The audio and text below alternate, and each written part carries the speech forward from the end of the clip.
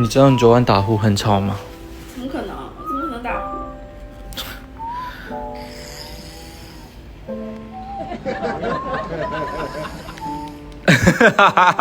还说我打呼呢，你自己不也打呼呢吗？那又怎样？你嫌吵就不要跟我一起睡。行啊，可以啊。不是你什么意思啊？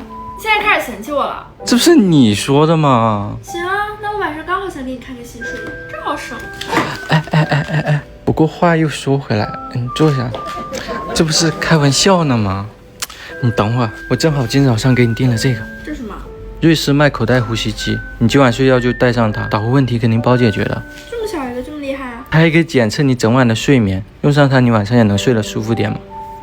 你今晚要是再打呼，我就把这个给你带上了。行。那新睡衣，该不会是我喜欢的女仆吧？宝宝，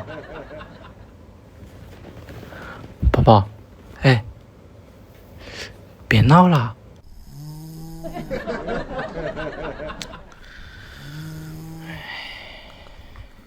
终于安静了，睡觉。